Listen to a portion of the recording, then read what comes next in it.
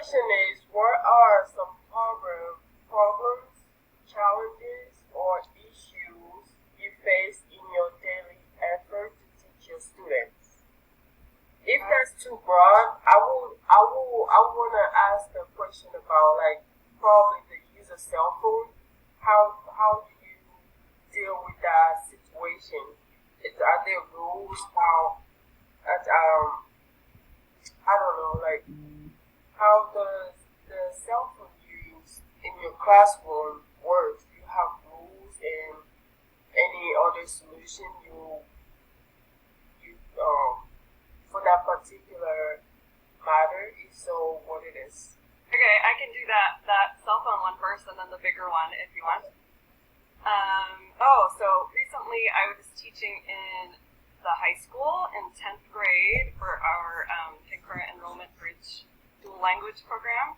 And I noticed the high school teachers, some of them have like a piece of furniture where everyone has to put their phone for the whole class and they don't get to touch it. Okay. So I don't do that. I encourage the cell phone use. I know that sometimes people get distracted, and that's one of the biggest challenges for me as a teacher is to keep students' attention and have them not be distracted. But I feel like if I incorporate the use of the phone in class, like I tell students, look that up, or I tell them a certain dictionary app or something to use. So as a language teacher, it's really, really useful to have the cell phone in class, and I think it's realistic if we're speaking a second language that we would have a cell phone with us in a real life communication situation. So if we were trying to communicate something and buy food and we couldn't think of the word for the right vegetable, like we would look it up and then we would use it. Or if we were trying to write an email to the boss in another language, like we would be able to use the dictionary. Yeah. So I actually encourage using the dictionary, and I usually tell a couple of apps, like we use word reference or a certain app in class for our more advanced language classes. In the beginning language classes, I like to use actual language learning apps like Duolingo so that they get to use like a game with it and they get points and they use that as a homework practice. But there are also some games that you can play as a class with Duolingo, so I have them do, I think it's called like campfire mode, right? They can sit around and use them together. I also let them use apps like Quizlet, because they can use the flashcards for the games together, and I usually do that for like the lower language level. So I include like specific apps using their phone is good. I realize that sometimes people might get a social media, notification or post or something. I try to like move around the room and be there so they know I'm paying attention, so they're not just like typing away about something else, but never 100%.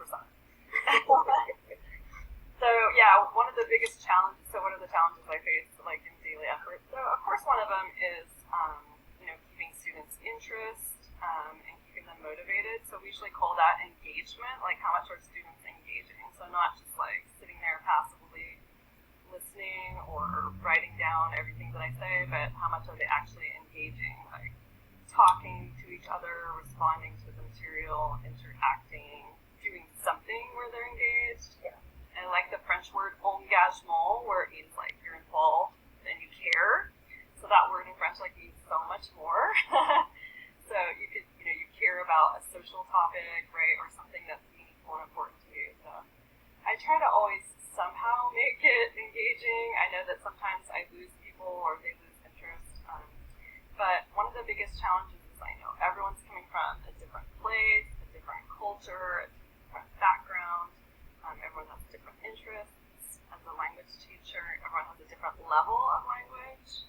Everyone literally knows different words. Some people know some vocabulary that others don't know, and vice versa. So every person is really different. So it's a struggle, but it's also the fun thing about language teaching is that I try to really like embrace that difference and know that everyone's at a different level and has a different background. So I like to ask people about their culture, their identity, their background. If I know that someone knows something more that we don't know, I always ask them and like try to engage them. And then we have so many different levels mixed in a classroom, like beginner, intermediate, native speaker, everyone's mixed together. So I try to give some people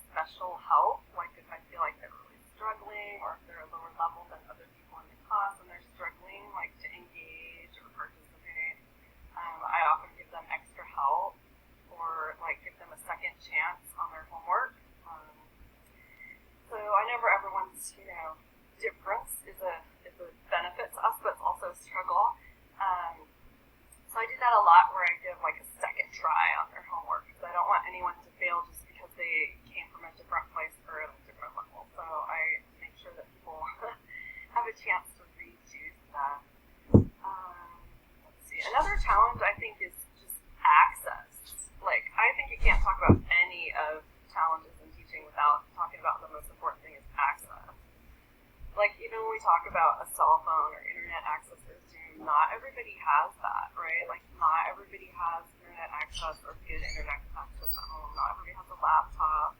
Not everybody has a cell phone. Like, I have an iPhone 8.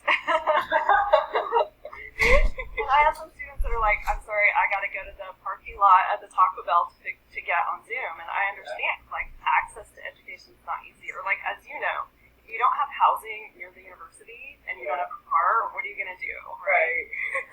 And just, like, the word access is so important to me. Like, if you can't afford the book, you're not going to read the book. Like, we can't even talk about engagement or interaction if you can't afford it. And so I try to use, like, OER resources, open educational resources, where, like, the book is already free or copyright free, or it's in the public domain, like it's a well-known book, or it's something that other teachers have put online for free.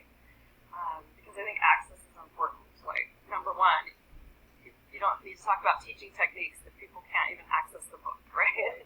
So access for me is like a huge thing. Even from driving to campus to the book, I think it's really important. And then, like, in the classroom, do people have access to the text, even if you gave it to them free online?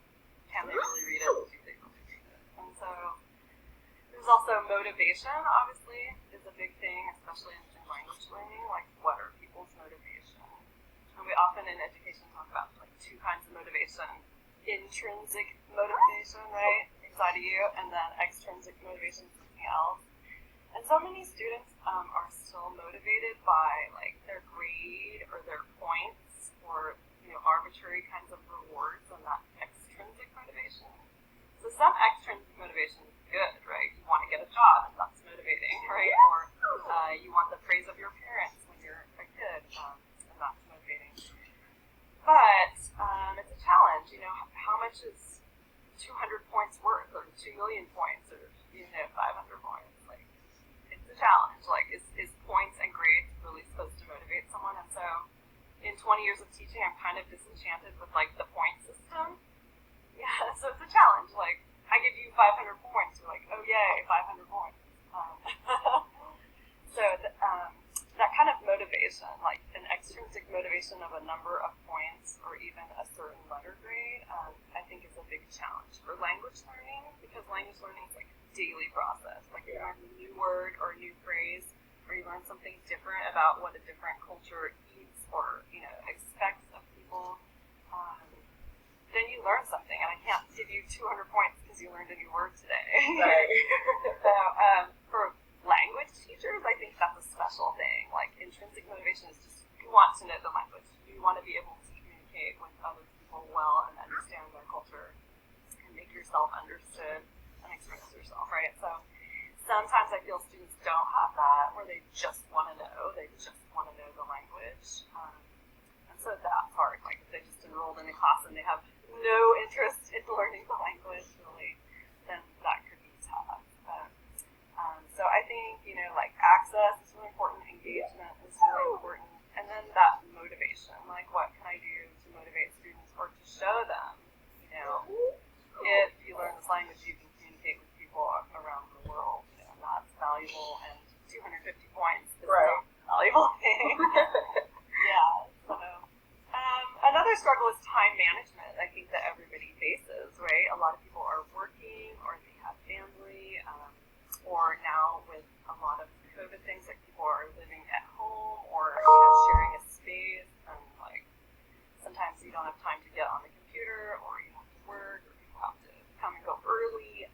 So time management is really hard, and just finding time to do, like, any homework at all is a super big challenge for people. And so I realized that. Like, I tried to limit, you know, the busy work and the worksheets, homework, and things. And I know practice is important, but I also know that people's time is really valuable. So time management is a huge struggle, because I know people just don't have time. I mean, along with that is mental health issues, right? Like stress. A lot of people are under stress. And it could be stress that as a teacher I don't know, or I don't necessarily ask about, right? They could have mental health issues, they could have family issues, financial issues, just lots of different kinds of stress from work, from school, from family, from relationships, food, basic things. So people's stress level, I think, is hard to talk about. So, hopefully those are some of the challenges, those are